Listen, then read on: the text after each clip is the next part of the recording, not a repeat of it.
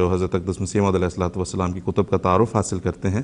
ہم پہلے جو ہے وہ سید مبشر احمد ایاز صاحب سے درخواست کریں گے کہ وہ ہمیں حضرت صلی اللہ علیہ وسلم کی کتاب کا تعارف کرائیں۔ اس کے لیے میں آپ کو بتا دوں، اپنے ناظرین کو ہم ہر دفعہ بتاتے ہیں، ایک اینیمیشن بھی آپ کی اسکرین پہ آپ کو دکھائی جاتی ہے، اس وقت بھی آپ اسے دیکھ سکیں گے کہ جب آپ حضرت مسیح موعود علیہ الصلوۃ والسلام کی کتب کو پڑھنا چاہیں تو اس کے لیے آپ کا سب سے آسان طریقہ آج کل یہ ہے کہ آپ ہماری ویب سائٹ www.alislam.org پر جائیے اور وہاں سے آپ اردو کے لنک پر کلک کر کے کتب سلسلہ میں جائیں گے، اور حضرت مسیح موعود علیہ الصلوۃ والسلام نے جو روحانی خزائن ہمارے لیے لے کر آئے اس دور میں،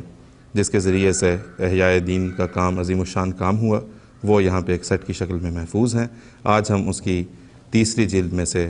ازالہ اوہام کا تعارف حاصل کریں گے۔ پہلے حصے کا مبشر ایاز صاحب نے پچھلے پروگرام میں کروایا۔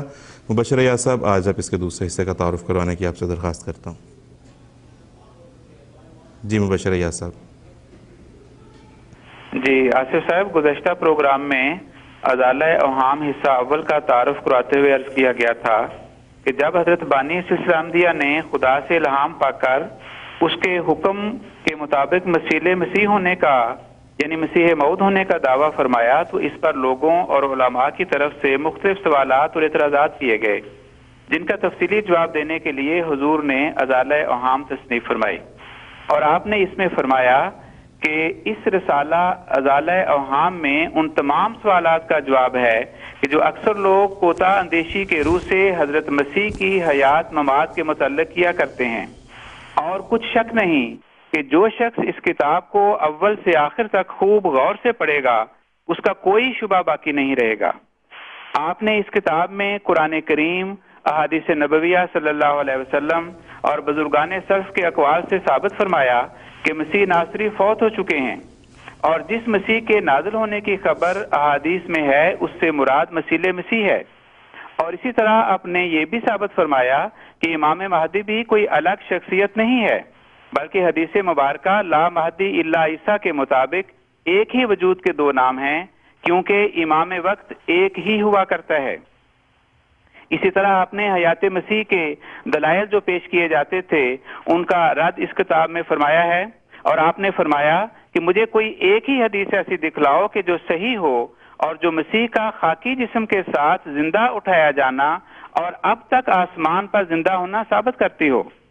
آپ نے عیسائی عقائد کا کلا کما کرنے اور صلیب کو پاش پاش کرنے کا ایک گر اور راز بتلاتے ہوئے فرمایا، اے میرے دوستو، اب میری ایک آخری وصیت کو سنو، اور ایک راز کی بات کہتا ہوں، اس کو خوب یاد رکھو کہ تم اپنے ان تمام مناظرات کا جو عیسائیوں سے تمہیں پیش آتے ہیں پہلو بدل لو، اور عیسائیوں پر یہ ثابت کر دو کہ در حقیقت مسیح ابن مریم ہمیشہ کے لیے فوت ہو چکا ہے۔ یہی ایک بحث ہے جس میں فتح یاب ہونے سے تم عیسائی مذہب کی روئے زمین سے صف لپیٹ دو گے۔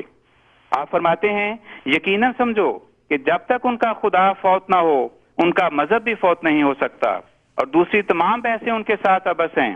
ان کے مذہب کا ایک ہی ستون ہے، اور وہ یہ ہے کہ اب تک مسیح ابن مریم آسمان پر زندہ بیٹھا ہے۔ اس ستون کو پاش پاش کرو، پھر نظر اٹھا کر دیکھو کہ عیسائی مذہب دنیا میں کہاں ہے۔ پھر آپ نے اس کتاب میں اپنے مسیح موعود ہونے کے دلائل لکھے، اور اس کے ساتھ ساتھ ہندوستان کے بعض صوفی بزرگان کے کشوف درج فرمائے، جنہوں نے آنے والے مہدی کا نام غلام احمد اور مقام قادیان تک کا ذکر فرمایا تھا۔ پھر آپ پر ایک اعتراض یہ کیا گیا کہ مسیح نے مردہ زندہ کیے، آپ بھی مسیح موعود ہونے کا دعویٰ کرتے ہیں، آپ نے کیا کیا؟ اس پر آپ نے جواب دیتے ہوئے فرمایا کہ یہ اعتراض تو مسیح پر بھی ہمیشہ رہا کہ اس نے کوئی معجزہ نہیں دکھایا، لیکن یہ عاجز بھی خالی نہیں آیا، بلکہ مردوں کے زندہ ہونے کے لیے بہت سا آب حیات خدا تعالیٰ نے اس عاجز کو بھی دیا ہے۔ بے شک جو شخص اس میں سے پیے گا زندہ ہو جائے گا۔ بلا شبہ میں اقرار کرتا ہوں کہ اگر میرے کلام سے مردے زندہ نہ ہوں اور اندھے آنکھیں نہ کھولیں اور مجذوم صاف نہ ہوں تو میں خدا تعالیٰ کی طرف سے نہیں آیا۔ یعنی آپ کی تحریرات مبارکہ وہ مسیحی انفاس ہیں جو مردوں کے لیے آب حیات کا حکم رکھتی ہیں۔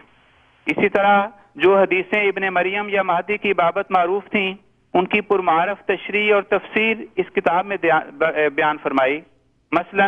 احادیث میں آتا ہے کہ آخری زمانے میں یعنی مہدی کے زمانے میں سورج مغرب سے طلوع ہوگا. اس کی تشریح آپ نے یہ فرمائی